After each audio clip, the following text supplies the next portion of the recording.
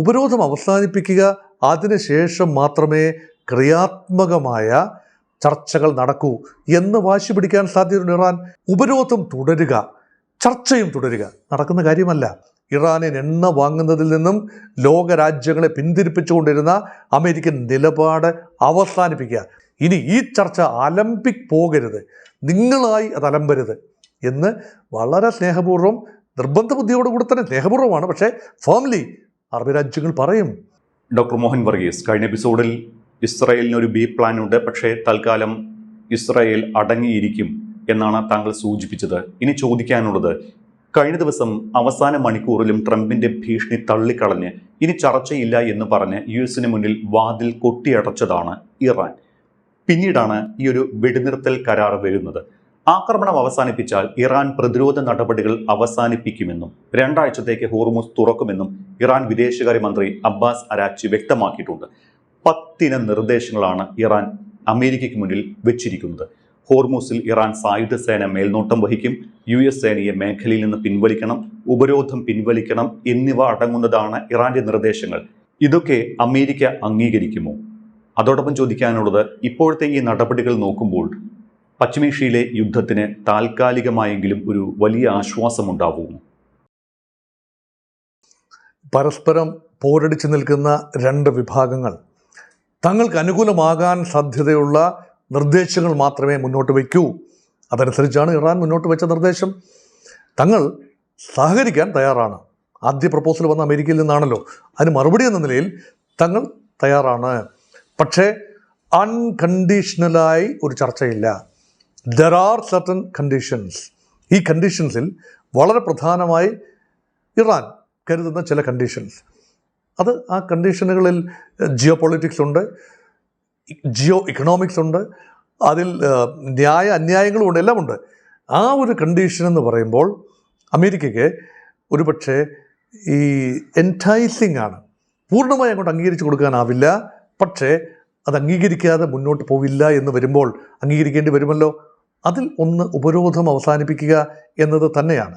നേരത്തെ ഞാൻ സൂചിപ്പിച്ചു, ഉപരോധം അവസാനിപ്പിക്കുക എന്നതാണ് ഇറാൻ്റെ ഏറ്റവും വലിയ ആവശ്യവും ഒരുപക്ഷെ ഈ യുദ്ധം കൊണ്ട് ഇറാൻ നേടിയെടുക്കുന്ന ആത്യന്തികമായ വിജയമായി ഇറാൻ ആഘോഷിക്കാൻ സാധ്യതയുള്ളത്.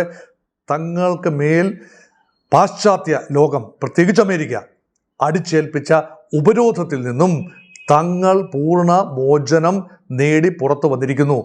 യുദ്ധമില്ലായിരുന്നെങ്കിൽ ഉപരോധം അനന്തമായി നീളുമായിരുന്നു. അപ്പോൾ ഇത് അടിച്ചേ തീരൂ.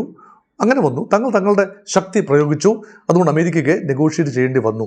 അപ്പോൾ ഉപരോധം അവസാനിപ്പിക്കുക, അതിനുശേഷം മാത്രമേ ക്രിയാത്മകമായ ചർച്ചകൾ നടക്കൂ എന്ന് വാശി പിടിക്കാൻ സാധ്യതയുണ്ട് ഇറാൻ.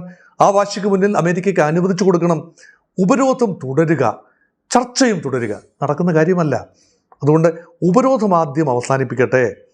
അമേരിക്കയാണല്ലോ ഉപരോധം പ്രഖ്യാപിച്ചത്. അത് വളരെ മുൻപ്, യുദ്ധത്തിന് മുൻപ് പ്രഖ്യാപിച്ചതാണല്ലോ.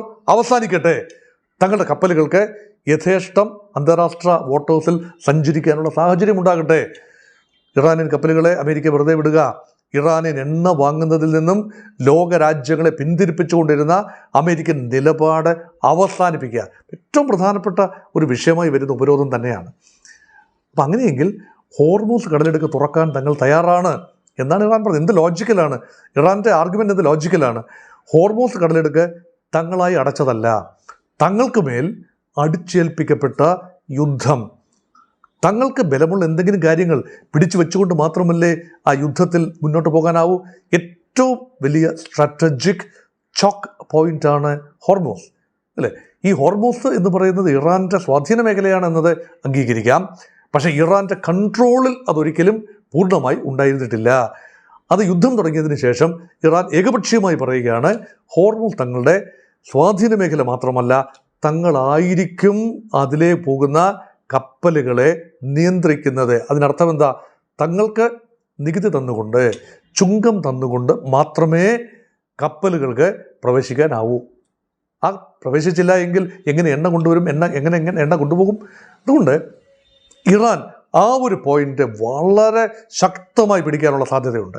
അതുകൊണ്ടാണ് ഇപ്പോൾ ആ ഒരു കാര്യത്തിൽ ട്രംപിന് ലഭിച്ച ഉപദേശം, അത് പ്രത്യേകിച്ച് ട്രംപിന് മേൽ ഏറ്റവും അധികം സമ്മർദ്ദം ചെലുത്തിയിരിക്കാൻ സാധ്യത ഗൾഫ് രാജ്യങ്ങളിലെ സൗദി അറേബ്യയുടെ എണ്ണ കൊണ്ടുപോകണ്ടേ, UAE-യിൽ സമാധാനമായി ജീവിക്കാൻ കഴിയണ്ടേ, ദുബായിക്ക് വളരാൻ കഴിയണ്ടേ, വലിയ തോതിലുള്ള ഇൻവെസ്റ്റ്മെൻറ്റ് അവിടെ വരേണ്ടതല്ലേ, അമേരിക്കൻ ഇൻവെസ്റ്റ്മെൻറ്റും മറ്റു രാജ്യങ്ങളുടെ ഇൻവെസ്റ്റ്മെൻറ്റും കച്ചവടം പൊടിപിടിക്കേണ്ടതല്ലേ, അബുദാബിയുടെ എണ്ണ പുറം ലോകത്ത് എത്തിക്കേണ്ടതല്ലേ, കുവൈത്തിന് നിലനിൽക്കാൻ ആവശ്യമായ ഒരു സാഹചര്യം ഉണ്ടാവേണ്ടതല്ല, നിരന്തരം ഇറാനിയൻ ആക്രമണം എങ്ങനെ സഹിക്കാൻ പറ്റും?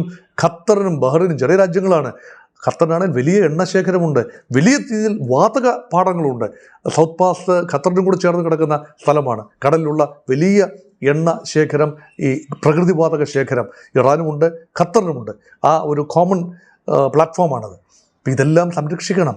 അതുകൊണ്ട് Iranian and GCC interest converge on the point of free passage through Hormuz. ഇത് ആവശ്യമാണ്. ഉണ്ട് അമേരിക്കയെ സംബന്ധിച്ചിടത്തോളം ഗൾഫ് രാജ്യങ്ങളെ പൂർണ്ണമായി പിണക്കിക്കൊണ്ട് മുന്നോട്ട് പോകാനാവില്ല. അവരിപ്പോൾ പ്രകടമായി അമേരിക്ക വിരുദ്ധത ഒന്നും പറയുന്നില്ല. പക്ഷേ ആത്യന്തികമായി GCC മേഖലയിൽ അതിശക്തമായ അമേരിക്ക വിരുദ്ധ വികാരം ഭാവിയിലെങ്കിലും ഉണ്ടാകാനുള്ള സാധ്യതയുണ്ട്. അത് മുളയിലെ നുള്ളേണ്ട ആവശ്യകതയുണ്ട്. അതുകൊണ്ട് അമേരിക്കയ്ക്ക് ചർച്ച ചെയ്യാതിരിക്കാനാവില്ല. ഇറാൻ മുന്നോട്ട് വെച്ച 10 പദ്ധതികൾ, അതൊക്കെ നഷ്ടപരിഹാരം നൽകാനാവില്ലല്ലോ. അമേരിക്ക ഇറാനിൽ ബോംബിട്ടു, നാശനഷ്ടങ്ങളുണ്ടായി. പരമാവധി ചെയ്യാനാവുന്നത് എന്താണ്? യുദ്ധം പരാജയപ്പെടുന്ന കക്ഷികൾ മാത്രമാണ് നഷ്ടപരിഹാരം കൊടുക്കുന്നത്. ഇത് അമേരിക്ക വിജയിച്ചു നിൽക്കുന്നു എന്ന് ക്ലെയിം ചെയ്യുമ്പോൾ ഇറാന് നഷ്ടപരിഹാരം കൂടെ കൊടുത്താൽ അമേരിക്കയ്ക്ക് മുഖത്ത് അടിയേറ്റതുപോലെയായി. അമേരിക്കയ്ക്ക് പല വിമാനങ്ങൾ നഷ്ടപ്പെട്ടു, അമേരിക്കയ്ക്ക് വലിയ ചിലവുണ്ടായി, ട്രില്യൺസ് ഓഫ് ഡോളേഴ്സ് ചിലവുണ്ടായി. ഇതിനെല്ലാം പുറമെ ഇറാന് നഷ്ടപരിഹാരം കൂടെ കൊടുത്താൽ അമേരിക്കൻ ജനതയോട് ഡൊണാൾഡ് ട്രംപിന് എന്ത് പറയാൻ സാധിക്കും? തങ്ങളൊരു യുദ്ധം നടത്തി, ഇതാ യുദ്ധം തങ്ങൾ ജയിച്ചു, പക്ഷേ ഞങ്ങൾ അതിനുശേഷം ഇറാന് നഷ്ടപരിഹാരം, നമ്മൾ ഏൽപ്പിച്ച ഡാമേജിനുള്ള നഷ്ടപരിഹാരം അങ്ങോട്ട് കൊടുക്കുന്നു. ഇത് പറയാനൊക്കുന്ന കാര്യമല്ല. അതിന് പകരം കൃത്യമായി പറയാനൊക്കുന്ന കാര്യമാണ്, ഇറാന് നേരെ ഇറാൻ വഴിക്ക് വന്നു, അതുകൊണ്ട് ഇറാൻ സഹകരിക്കാൻ തയ്യാറാണ്, ആണവ പദ്ധതി ഉൾപ്പെടെ ഭാഗികമായി ഉപേക്ഷിക്കാൻ ഇറാൻ തയ്യാറാണ്, എന്തെങ്കിലും പറഞ്ഞു നിൽക്കണമല്ലോ. അപ്പം മിസൈൽ ശേഖരം കാര്യമായി നശിച്ചു കഴിഞ്ഞു, അല്ലെങ്കിൽ ഉള്ളത് അവർ ക്രിയാത്മകമായി മാത്രമേ ഉപയോഗിക്കൂ, ഡിസ്ട്രക്റ്റീവ് പർപ്പസിന് വേണ്ടി ഗൾഫ് രാജ്യങ്ങൾക്കെതിരെ ഉപയോഗിക്കില്ല, അവർ തങ്ങൾക്ക് ചില ഉറപ്പുകൾ നൽകിയിട്ടുണ്ട് എന്നൊക്കെ പറഞ്ഞുകൊണ്ട് അവസാനം പറയും, ഇറാനും ജീവിക്കണ്ടേ, അവിടെ എണ്ണ വിൽക്കേണ്ടേ, അവർ പോയി വിൽക്കട്ടെ എണ്ണ. ഇറാന് നേരെയുള്ള ഉപരോധം മാറ്റിക്കഴിയുമ്പോൾ ആ എണ്ണ വിറ്റ് കിട്ടുന്ന പണം മതിയാകും ഇറാൻ്റെ പുനഃസൃഷ്ടിക്ക്. നഷ്ടപ്പെട്ട പാലങ്ങൾ, നഷ്ടപ്പെട്ട ഇൻഫ്രാസ്ട്രക്ചർ, നഷ്ടപ്പെട്ട കാര്യങ്ങൾ, ഇതെല്ലാം പുനഃസ്ഥാപിക്കാൻ അത് മതി. നഷ്ടപ്പെട്ട ജീവൻ പുനഃസ്ഥാപിക്കാൻ ഇതൊന്നും പോരാ എന്നുകൂടി ഓർക്കേണ്ടതുണ്ട്. ഇതൊക്കെ ഒരു സിവിലൈസേഷണൽ റൈവലറിയായി എക്കാലവും മനസ്സിലുണ്ടാകും. കാരണം ഇറാൻ ജനത ഉള്ളിടത്തോളം കാലം, ഈ രാജ്യം ഈ രൂപത്തിൽ ഉള്ളിടത്തോളം കാലം അമേരിക്ക ഇറാന് മേൽ നടത്തിയ കടന്നുകയറ്റം ഒരിക്കൽ പോലും മറക്കാനും പൊറുക്കാനും കഴിയില്ല. പക്ഷേ ഇപ്പോൾ ഒരു ഫോർമുല എന്ന നിലയിൽ സമാധാനപരമായ ഒരു സഹവർത്തിത്വം, അതിന് ഇറാനും നിർബന്ധിതരാകുന്നു. അതാണ് ഇറാൻ മുന്നോട്ട് വെച്ച കരാറുകളുടെ എല്ലാം ആത്യന്തിക തുക. മാത്രമല്ല, ഈ കരാറിലേക്ക് എത്തിച്ചേരാൻ എന്തുകൊണ്ട് ഇറാൻ വഴങ്ങി, എന്തുകൊണ്ട് അമേരിക്ക വഴങ്ങി? രണ്ടു കൂട്ടരും ഭാഗികമായി വഴങ്ങിയത് കൊണ്ടാണല്ലോ വെടിനിർത്തൽ ഇപ്പോൾ സാധ്യമാകുന്നത്. അപ്പം അമേരിക്ക വഴങ്ങിയത്, ഞാൻ നേരത്തെ 2 കാര്യങ്ങൾ സൂചിപ്പിച്ചു. ഇസ്രയേലിൻ്റെ മാത്രം അഡ്വൈസിൽ മുന്നോട്ട് പോകാനാവില്ല. അത് അമേരിക്കയ്ക്കുള്ളിൽ തന്നെ ആ വികാരമുണ്ട്. ട്രംപ് പിടിവിട്ടു പോകുന്നു എന്ന ചിന്ത റിപ്പബ്ലിക്കൻ പാർട്ടിക്കുള്ളിൽ തന്നെ അമേരിക്കയ്ക്കുള്ളിലുണ്ട്. അമേരിക്കയുടെ പൊതുജനാഭിപ്രായം വല്ലാതെ തിരിഞ്ഞിരിക്കുന്നു ഓൾറെഡി. അതുമാത്രമല്ല, അമേരിക്കയ്ക്ക് ഇതിന് മുന്നോട്ട് പോയാൽ ഒരു ഗെയിൻ ഉണ്ടാവില്ല. കരയുദ്ധത്തിലേക്ക് പ്രവേശിച്ചാൽ സർവനാശമായിരിക്കും. മുഖം നഷ്ടപ്പെട്ട് ആത്യന്തികമായി അവിടെ കുടുങ്ങിക്കിടക്കും. വർഷങ്ങളോളം തലയൂരാൻ പറ്റില്ല. അതുമാത്രമല്ല, ഇനി വരാൻ പോകുന്ന തിരഞ്ഞെടുപ്പുകളിൽ, അമേരിക്കൻ തിരഞ്ഞെടുപ്പുകളിൽ, ഇടക്കാല തിരഞ്ഞെടുപ്പിൽ, സെനറ്റിലേക്കും ജനപ്രതിനിധി സഭയിലേക്കും നടക്കാൻ പോകുന്ന തിരഞ്ഞെടുപ്പിൽ ട്രംപിൻ്റെ പാർട്ടിക്ക് വലിയ തിരിച്ചടി നേരിട്ടാൽ ആത്യന്തികമായി ട്രംപിനെ ഇംപീച്ച് ചെയ്യാൻ പോലും അമേരിക്കൻ പാർലമെൻറ്റ് മുതിർന്നുകൂടായികയില്ല. ഒന്നും അത്ര എളുപ്പമുള്ള കാര്യങ്ങളല്ല. അപ്പോൾ ഇതൊക്കെ കൊണ്ട് അത് മാത്രമല്ല, എങ്ങനെ യുദ്ധ ആവശ്യങ്ങൾക്കുള്ള പണം സ്വരൂപിക്കും? പാർലമെൻറ്റ് ഗോ അഹെഡ് പറയണ്ടേ? അതുമാത്രമല്ല, സ്പെഷ്യൽ വാർ ആക്ട് 1973 യുദ്ധ നിയമം അനുസരിച്ച് അമേരിക്കൻ പ്രസിഡന്റ് യുദ്ധമൊക്കെ പ്രഖ്യാപിക്കാം, രാഷ്ട്രത്തലവനാണ്. പക്ഷേ 2 മാസത്തിന് ശേഷം യുദ്ധം തുടരണമെങ്കിൽ പാർലമെൻറ്റായ കോൺഗ്രസിൻ്റെ അനുമതി ആവശ്യമാണ്. അപ്പോൾ പാർലമെൻറ്റ് മുമ്പിൽ വരേണ്ടി വരുമല്ലോ. ഇപ്പോൾ 40 ദിവസമേ കഴിഞ്ഞിട്ടുള്ളൂ. അടുത്ത 20 ദിവസം കഴിഞ്ഞാൽ പാർലമെൻറ്റിന് മുന്നിൽ വരേണ്ടി വരും. പിന്നീടൊരു 30 ദിവസം, 1 മാസം ബ്രീതിങ് പീരീഡ് കിട്ടും. പിൻവാങ്ങാനുള്ള അവസരമാണ്. യുദ്ധം നീട്ടിക്കൊണ്ട് പോകാനാവില്ല എന്ന് അമേരിക്കയ്ക്ക് അറിയാം. അതുകൊണ്ട് അത് നിർത്തിയേ പറ്റൂ. അപ്പോൾ പിന്നെ ചില പ്രപ്പോസൽ അങ്ങോട്ട് വെക്കുന്നു, ചിലത് അവരിങ്ങോട്ട് പറയുന്നത് നമുക്ക് സംസാരിച്ചു കഴിഞ്ഞ് ചില ധാരണകളിൽ എത്തിച്ചേരാം. ഈ ധാരണകളെല്ലാം തന്നെ യുദ്ധമില്ലാതെ എത്തിച്ചേരാവുന്ന, ഒരു ബലപ്രയോഗവുമില്ലാതെ, ഒരു സമ്മർദ്ദവുമില്ലാതെ, പടയൊരുക്കങ്ങളില്ലാതെ എത്തിച്ചേരാവുന്ന ധാരണകൾ തന്നെയാണ് ഇപ്പോഴും പറയുന്നതെന്ന് ഓർക്കണം. കൂടുതൽ നിർദ്ദേശങ്ങൾ കൊണ്ടുവരുന്നത് ഇപ്പോൾ ഇറാനാണെന്ന് ഓർക്കണം. മുൻപില്ലായിരുന്ന ഡിമാൻഡുകളല്ല ഇറാൻ പറയുന്നത്. 2 ഡിമാൻഡെങ്കിലും. ഒന്ന് നഷ്ടപരിഹാരം, അത് യുദ്ധം ഉണ്ടായതുകൊണ്ടാണല്ലോ നഷ്ടപരിഹാരം ഇറാൻ ചോദിക്കുന്നത്. 2 ഹോർമൂസിന് മേലുള്ള നിയന്ത്രണം, പൂർണ്ണ നിയന്ത്രണം ഇറാൻ ഇല്ലായിരുന്നല്ലോ ഒരിക്കലും. അപ്പോൾ ആ നിയന്ത്രണം വരുന്നു, ചുങ്കം പിരിക്കുന്നു. മുൻപൊരിക്കലും ഇറാൻ ഹോർമൂസിലൂടെ കടന്നു പോകുന്ന, പശ്ചിമ ഗൾഫിലേക്ക് പോകുന്ന കപ്പലുകളുടെ മേൽ ചുങ്കം പിരിച്ചിട്ടില്ല എന്നോർക്കണം. ഇതൊക്കെ പുതിയ കാര്യങ്ങളാണ്. അപ്പോൾ പുതിയ കാര്യങ്ങൾ ഡീലിൻ്റെ ഭാഗമായി കൊണ്ടുവരാൻ ഇറാന് കഴിയുന്നു. അമേരിക്ക പഴയത് പറയുന്നത് മാത്രമേ ഉള്ളൂ. 1, ഇറാൻ്റെ ആണവ പദ്ധതി ഉപേക്ഷിക്കണം. 2, മിസൈൽ പദ്ധതികളിൽ നിന്ന് ഇറാൻ ഏറെ സംയമനം പാലിക്കണം, മുന്നോട്ട് പോകണം. അതുപോലെ ഇറാൻ്റെ ഭരണമാറ്റം, അത് അമേരിക്ക പറയുന്നില്ലെങ്കിൽ പോലും അമേരിക്ക ആഗ്രഹിച്ചത്, ഇത് ക്ഷിപ്ര സാധ്യമായിരിക്കുമെന്ന് ഡൊണാൾഡ് ട്രംപ് ആഗ്രഹിച്ചിടത്താണ് തെറ്റുപറ്റിയത്. ഒരിക്കൽ പോലും ഇറാൻ്റെ ഭരണകൂടത്തെ അമേരിക്കയ്ക്ക് ഒരു രീതിയിലും മാറ്റാനാവില്ലായിരുന്നു. 1-ാം ദിവസം നമ്മൾ കേട്ടല്ലോ, ഫെബ്രുവരി 28-ാം തീയതി നമ്മൾ കേട്ടത് എന്താണ്? ഇറാൻ ഏതാനും മണിക്കൂറുകൾക്കുള്ളിൽ പൊട്ടിഞ്ഞ് പാളീസാകും. അങ്ങനെയല്ലല്ലോ സംഭവിച്ചത്. ആയത്തുള്ള അലി ഖുമൈനി ആദ്യ നിമിഷങ്ങളിൽ വധിക്കപ്പെട്ടു. അതോടെ നാഥനില്ല കളരിയായി ഇറാൻ മാറും, ചിതറിപ്പോകും. പക്ഷെ ഈ ആക്രമണമൊക്കെ ഇറാൻ മുന്നിൽ കണ്ടു. അതുകൊണ്ടാണല്ലോ ഇറാൻ്റെ കമാൻഡ് എല്ലാ പ്രവിശ്യകളുടെയും പ്രത്യേക കമാൻഡുകളായി മാറ്റി. അപ്പോൾ സെൻട്രലൈസ്ഡ് കമാൻഡ് സ്ട്രക്ചറിനെ ഒഴിവാക്കിയാൽ, ആയത്തുള്ള എന്ന പരമോന്നത നേതാവിനെ വധിച്ചാൽ ഒരു രീതിയിലും ഇറാൻ കീഴടങ്ങേണ്ട കാര്യമില്ലല്ലോ.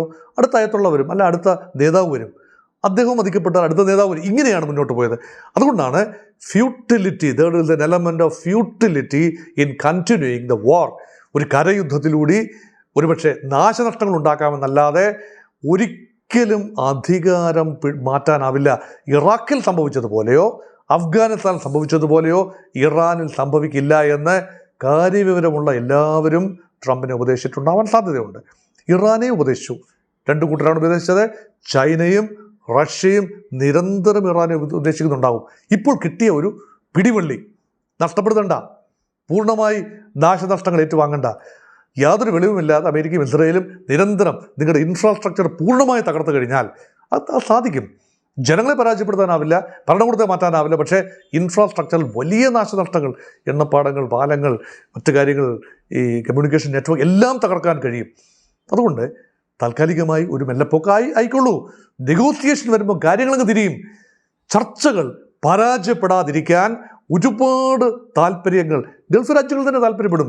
അമേരിക്കയോട് തന്നെ പറയും, തങ്ങൾക്ക് ഇതുവരെ ക്ഷമിക്കാൻ പറ്റി, ഇനി ഈ ചർച്ച അലമ്പിക് പോകരുത്, നിങ്ങളായി അത് അലമ്പരുത് എന്ന് വളരെ സ്നേഹപൂർവ്വം, നിർബന്ധ ബുദ്ധിയോടുകൂടി തന്നെ, സ്നേഹപൂർവ്വമാണ് പക്ഷേ ഫാമിലി അറബ് രാജ്യങ്ങൾ പറയും, അമേരിക്കയോട് പറയും, ഇസ്രയേലിൻ്റെ വാക്ക് കേട്ട് മാത്രം നിങ്ങൾ മുന്നോട്ട് ഇനി പോകരുത്.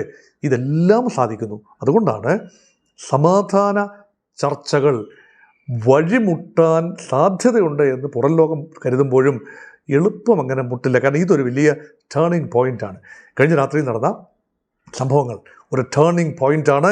ട്രംപ് നൽകിയ അന്ത്യശാസനം, 48 മണിക്കൂർ എന്ന അന്ത്യശാസനം അവസാനിക്കുന്നതിന് മുൻപ് ട്രംപ് തന്നെയാണ് പറയുന്നത്, യുദ്ധം നിർത്താൻ തങ്ങൾ തയ്യാറാണ്, വെടിനിർത്താൻ തയ്യാറാണ്. ഇറാൻ ഉടനടി പ്രതികരിച്ചു, വെടിനിർത്താൻ തങ്ങളും തയ്യാറാണ്, ഹോർമസ് തുറക്കാനും തയ്യാറാണ്.